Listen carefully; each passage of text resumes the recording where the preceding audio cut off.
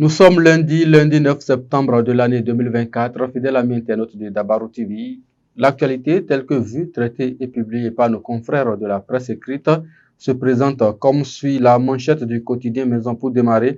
En réponse au porte-parole du gouvernement sur l'affaire Steve à Moussou, la liberté d'expression s'étend à tous les citoyens.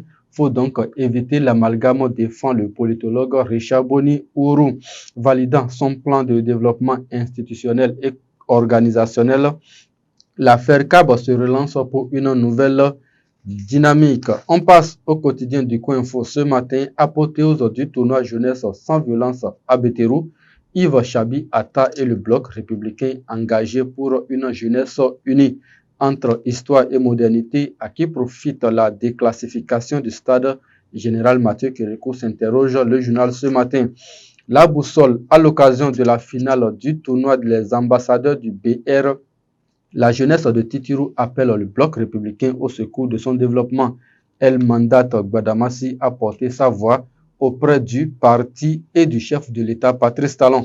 Écrasante victoire des Guépas face au Nigeria.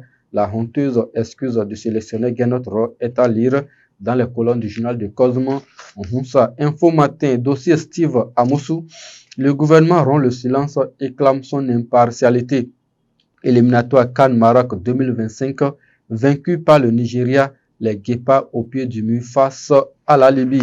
Le matin, dossier Steve à Moussou, ce n'est pas une affaire du gouvernement, cite Wilfried Léandre Ngbeji. Niger, Bénin, FOCAC, négociations diplomatiques pour la réouverture des frontières. Des lignes ont bougé à Pékin, nous informe le journal Le Télégramme ce matin. Nouveau code électoral, 5 juristes déposent une plainte contre le Bénin devant la Commission africaine des droits de l'homme et des peuples. Affaire mafia foncière à Boycon, 7 personnes attendues à la brigade économique et financière ce mardi. Peut-on lire dans les colonnes du journal Le Télégramme, notamment à la page 4. Fraternité mise en œuvre du PSU, 733 candidats en compétition pour 77 postes. Modeste Kérékou veille à un bon déroulement du programme. Éliminatoire CAN 2025, débâcle des Guépas à Ouyo, opération rachat à Abidjan. Les autres titres du quotidien Maison à présent.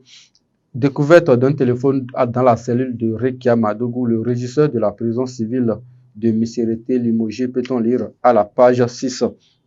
Octroi fictif de prêt au Bénin. 4 agents d'une agence de microfinance derrière les barreaux. Gastronomie à Parakou. De la bonne bouffe à partir de 500 chez Amir Food. Peut-on également lire dans les colonnes du journal de Barnabas Orukuma. Nigeria, une explosion d'un camion citerne fait 48 morts, nous donne à lire ce matin le quotidien Maison. Et c'est sur cette information, mesdames et messieurs, que nous mettons un thème à la revue des titres de ce matin. Merci de nous avoir suivis. Merci à toutes les équipes de réalisation. À très bientôt.